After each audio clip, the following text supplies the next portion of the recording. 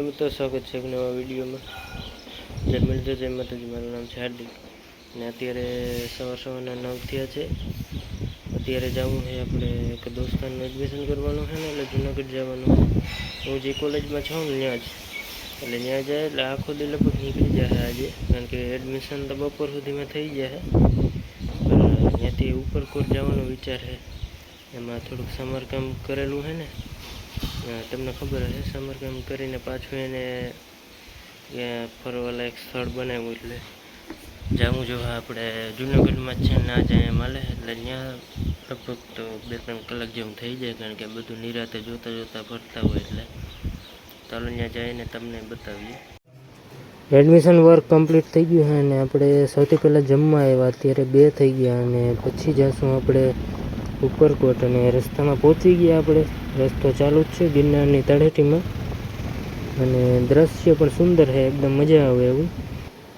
અને પહોંચી ગયા છે આપણે ઉપરકોટનો આ ગેટ છે, થોડુંક સમારકામ થયેલું છે।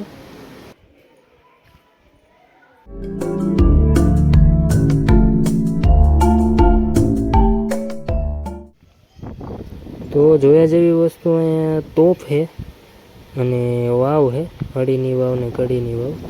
તો આવી તો ઘણી નાની મોટી તોપ છે, 2 મોટી તોપ છે, એક અહીંયા છે ને એક બીજે છે।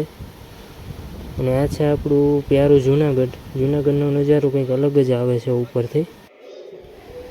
અને રાણક દેવીના મહેલની અંદર અમે પહોંચી ગયા છીએ। અહીંયા થોડુંક સમારકામ તો થયેલ છે, પિલોર વગેરેનું, અને જૂનવાણી જે શોભા થતી એ બધું અંદર આમાં છે। અને બહારથી કંઈક આવો દેખાય છે મહેલ। આમાં કલરકામ થયેલ છે, નકર પહેલાં અલગ લાગતો, પણ ડિઝાઇનમાં કંઈ ફેરફાર નથી।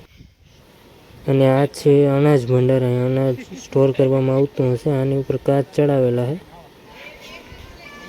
અને આપણે પહોંચી ગયા છે વાવની અંદર। વાવમાં પગથિયા છે અને ઊંચી બહુ છે, ને પાણો કોતરીને બનાવેલી છે। પગથિયા ઉતરવામાં ધ્યાન રાખવું પડે એમ છે, કારણ કે પાણીનો ભેજ છે, અહીંથી પગ સ્લીપ થઈ જવાની બીક રહે।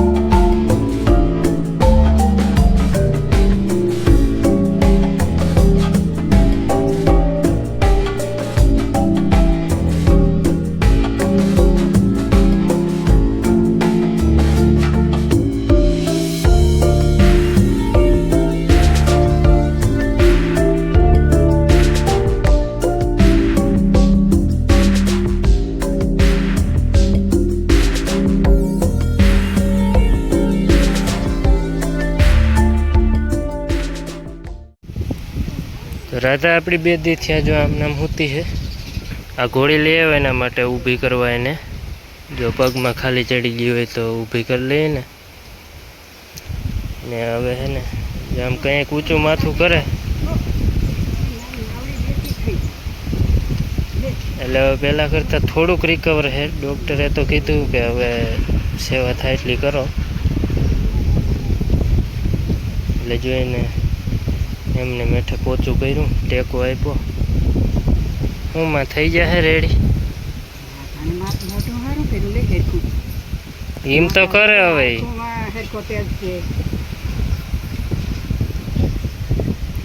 પેરાલિસિસનો અટેક આવેલ છે પ્રમદી રાતે, ને કાલે રાતથી ઈલાજ ચાલુ છે। નહીં, પ્રમદીથી જ ઈલાજ ચાલુ છે, બાટલાને બધું ચડાવ્યું। પેરાલિસિસનો અટેક છે અને શ્વાસ ચડે બહુ।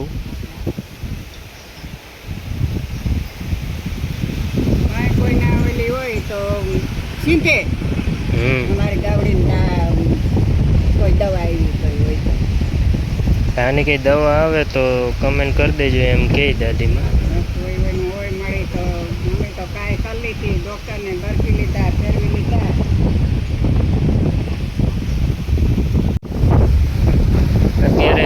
પાતી મારી લીધી મેં એક ફેરી ને કાકા રોટાવેટર લગાવે એટલે પછી બધું માટી ધોઈને અંદર મૂકવું હે. રોટાવેટર ટ્રેક્ટર ટોલી બધું ધોઈ નાખવું હે. આપણા કેળા થઈ ગયા રેડી. કેળામાં નાખી દીધો ભાત વેકરો ને ટાઈ છે હું બધું વાડામાં નાખી દીધું હે. બસ એક રાધાની ઉપાધિ થાય છે મિત્રો. વાળ કાપીને આવી ગયો છું અને અત્યારે પાછી આપણી રાધાને છે ને બધા ઘરના ભેરા થઈ અને હરખી બેહાડી છે. નકર આડી પડેલું હોય ને પેટ ઉપર આજે ખાલી હરખી બેહાડી દીધી. અને બીજા નંબરમાં પપ્પાએ થોડાક ચા નાખી પારાત પાણીને રેડી કરી દીધું હે ગદપવાડામાં. આપણે એમાં માંડવી વાવવાની છે કારણ કે હરોહરેહીમાં છે ને સાહટીઓ વાવીએ આપણે જવાર. પણ એમાં એવું છે કે બધા ઢોર ખાતા નથી, ખોટી બગડી જાય છે, ઢરી જાય વરસાદને આવે ને પવન. એટલે માંડવી થોડાકમાં વાવી દઈએ પછી થોડાકમાં જવાર વાવી દઈએ. એટલે પપ્પાએ તૈયાર કરી લીધું આગળ. તો આવી રીતના આની મારે મોટલા ટેકો રાખીને હરખી બેહાડી છે એટલે શું એને થોડીક વાર મજા આવે. ને મોટરે થઈ ગઈ છે ચાલુ. જો એટલામાં આપણે વાવવાનું છે માંડવી. સાયર પડીને ત્યાં સુધી, નકર તો આખું જવારનું હોય બરોબર. અત્યારે ટાંકા ભરવા છે, પાણી આવ્યું છે ને એટલે પાણીનો ઉપાડ બહુ થાય છે. તો અહીં ચડાવી દઉં એટલે ઉપલા ટાંકામાં, અહીં ચડાવી દઉં તો ઓલા ટાંકામાં.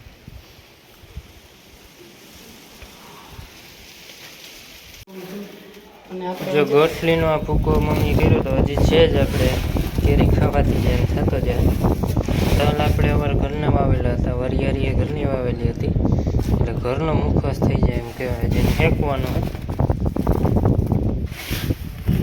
બાકી વાતાવરણ એકદમ વાદળછાયું છે હમણાં થોડાક દિવસો થયા. વરસાદ થઈ જાય એની જ વાટ જોઈએ બધે.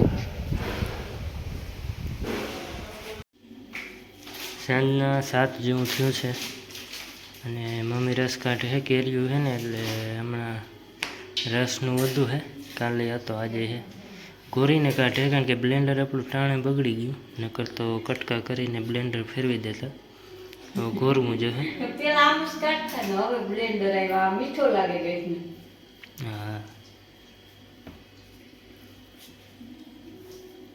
જ્યાં પાછળ અંતરનો માહોલ છે બધો એટલે થોડાક દીમાં વરસાદ આવવો જોઈએ. બસ એક અત્યારે ઉપાધિ તો કંઈ છે નહીં. આ રાધાની ઉપાધિ છે. હવે તમે કોઈ પ્રાર્થના કરજો ઠીક થઈ જાય. અમે બને એટલી સેવા કરીએ જ છીએ. નકર તો હે ને કેશોદમાં આપણે આપણાથી સેવા ના થતી હોય ને તો ગાયોને લઈ જાય સેવા કરવા માટે. પણ આપણે તો બની શકે એટલી સેવા ઘરે જ કરવાની છે. એટલે 2 દી થઈ ગયા છે. ગાને કંઈ રિસ્પોન્સ છે નહીં, ઊભી નથી થઈ. બસ એમને એમ આડી પડેલી છે. અમે પડખું ફેરવીએ દીમાં 2-3 વાર, ઊભી બેહાડીએ કંઈક. રાતે જોવા તો જતા હોય. અમારા ઢોરને આવું થયું જ નથી અત્યાર સુધી. ભગવાનની દયા હતી ભાઈ કે રાધાને શું થઈ ગયું ને. એટલે હવે હાલો તમને સમાચાર દેતો જાય જે આગળ થાય. ઠીક થઈ જાય તો